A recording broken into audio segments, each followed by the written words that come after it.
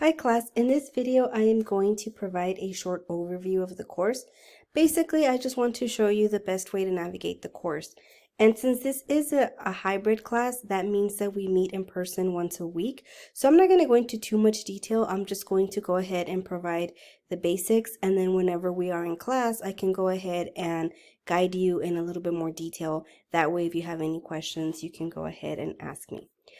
So the first thing you want to notice whenever you go to our homepage is this bar. This bar basically has the links that you need to navigate the course. These are the ones that you need to use pretty much most of the time. The course is organized into modules, so that's how you want to access information and readings and things like that. Each module, I have one module per week, so that way you can see what we have to read and what we are doing for that specific week. And the chapters are from the textbook. However, sometimes I do have additional readings, so they will be linked under the module for that week. And then this one right here is for my office hours through Zoom. However, I also have office hours in person if you would like to meet. So let me just go ahead and click on the syllabus and show you very quickly what my other office hours are. I have office hours on Mondays from 1:15 to 2:45 at the Sunland Park campus. I do live in Santa Teresa, New Mexico, which is close to Sunland Park. It's pretty much the same city, but I realize that might not be very convenient for a lot of you. So I also have office hours before class and after my other class at the Espina campus. So if you'd rather meet on Thursdays, we can definitely go ahead and do that. Like I said, I don't live in Las Cruces, so it's really hard for me to go up there multiple times a week. However, I am there on Thursdays. If you would like to meet and none of these times work for you or none of these days, I can meet with you through Zoom and we can go ahead and set up a time that works for both of us, whether it be during the day or whether it be during the evening. So like I said, I'm not going to go over the entire syllabus because that is something that we can discuss in class. In class, I will point out all of the important information, but I just want you to know where you can find it and where you can go ahead and access it. So if you want to download it to print it, just click here. If you print it like this, it's not going to come out correctly. You need to download it first and then you can go ahead and print it. So the next link I wanted to show you was the Start Here page. As you can see, it takes us to our first module, and you want to make sure that you read this first. And it just has a lot of information, you know, like the student learning outcomes, the modes of communication. I also have some information about grading, how to submit an assignment, plagiarism. Again, all of these are things that I can cover in class, but I did want to show you this in case you have questions about it and we're not in class and you need like an answer immediately. You can always go ahead and watch these videos. And I also have information on Canvas support. So if you have any issues with Canvas, if you're having trouble submitting things or viewing things, I unfortunately cannot fix that for you. So the best point of contact would be Canvas support and letting them know what the problem is. And they are very good at getting back to you really fast. The other thing we have here is we have an etiquette for online classes. So basically, these are some guidelines for how to communicate in class. Obviously, we want to be respectful of everyone, and we want to make sure that we respect other people's opinions as well as be open to what they have to say. It's okay to disagree, but we just want to make sure that we are respectful about it. Also here I have the book that we are going to be using. We are going to be using Practical Strategies for Technical Communication, a brief guide, 4th edition. Now, as you can see, it has several ISBN numbers, and I think it's because they sell it obviously as a textbook and physical copy, but then they also have ebooks and things like that. However, the book is available through Canvas, and I'm going to show you how to access it right now. If you read the syllabus, there is a portion about books for less. I will go over this in class, but it is something that they charge you $24 per class. So that is convenient, you know, for some classes because some books are obviously more expensive than that. But if it's not convenient for you, if you feel like once you add it up, it comes out to more than you would spend per books for your classes, then you can go ahead and opt out. And like I said, there's a statement about this in the syllabus, but I am going to show you right now how to access our textbook.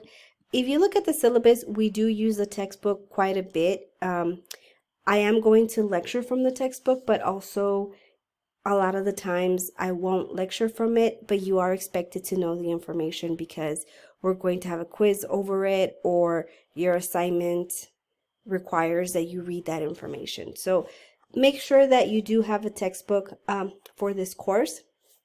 And then here, you're also going to find another link to the syllabus, as well as a link to the first module, and a link to our first two assignments, which are the discussion number 1 and the quiz number 1. So let me go ahead and show you how you can find the textbook for this course. If you go to Red Shelf course materials, you can go ahead and find it there. You can also find it under Brightwave course materials, but I'm going to click on Red Shelf course materials. And the book is going to pop up, and you just have to go ahead and click on the book. Now, this shouldn't show up for you. Actually, your other textbooks are the ones that are going to show up here. So you shouldn't be seeing this. You should only be seeing this book right here. So this is our book for our English 2210 class. And once you click on it, you can go ahead and click on Read Now, and the ebook is going to show up. I actually don't have a physical copy of the book. They did not give me one, so I also have to use this version of it. Now, as you can see, it's open to the last page that I was reading, which is page 416. But the best way to navigate the textbook is to go to the table of contents. So the syllabus does have each chapter that we're reading for a specific week, and you can go ahead and find it, like I said, by clicking on the table of contents. You will see the chapters. It's divided up by parts, but once you click on the arrow, the chapters pop up. So this is our textbook. Like I said, I don't have a physical copy of it, and I think that most of you, if you join the Book for Less, you're also going to get it through Red Shelf or Brightwave materials, so it's going to be an ebook. However, I believe that you do have the option of buying it in person. I'm not really too sure if you have to opt out of the program to get it in person. It's definitely something that you would need to contact the bookstore. And like I said, the syllabus has information about Books for Less, and it has an email of the person that you can contact. So that is our textbook, and I do want to mention that we also have other links in the modules. So we do have additional readings, and for example, there is a free textbook online that I link some of the chapters from that textbook into our modules, and I also have some handouts, you know, and things like that, and there's videos that you can watch. So definitely go ahead and look at the modules and at the syllabus to find out what we are reading for that specific week. Like for example, for week 2, we are reading chapter 1 and chapter 2. So you want to make sure that when you show up to that week's class, that you have already read the material so that the lecture makes sense and the assignment that we are working on for that week also makes sense. And as you can see, like I said, there's additional readings like handouts and pages that I have linked. So make sure that you don't just read the textbook, make sure that you read the other supplemental resources as well. And here we have Brightwave course materials as well, which you can access the book through here. Basically, if you click on this, it's going to take you to Red Shelf. So you can kind of save a step by just clicking on Red Shelf course materials. The other thing I wanted to mention is that this is a hybrid class, so I only see you once a week, so we're mostly going to be communicating through announcements. So each Monday I will post an announcement just providing an overview of the week, letting you know what's due. I strongly suggest that you read the syllabus so that you can keep up with the due dates, but also make sure that you read the announcements, because I tell you what is due for that week. So for a lot of people, they get overwhelmed because there's just so much in 16 weeks, right? So if you're one of those people that you rather take it week by week, definitely make sure that you read the announcements, because I provide updates, but like I said, I also tell you what we're doing each week. That way you can kind of stay focused just on that if you prefer. Because, some of us don't want to look at the entire semester. We just want to focus on that week. And of course, the assignments do come up on the calendar, but the calendar, a lot of people sometimes tell me that they don't get the notifications or that something went wrong. And that's why I always tell them, look at the syllabus and look at the announcement, because that'll let you know what is due for that week.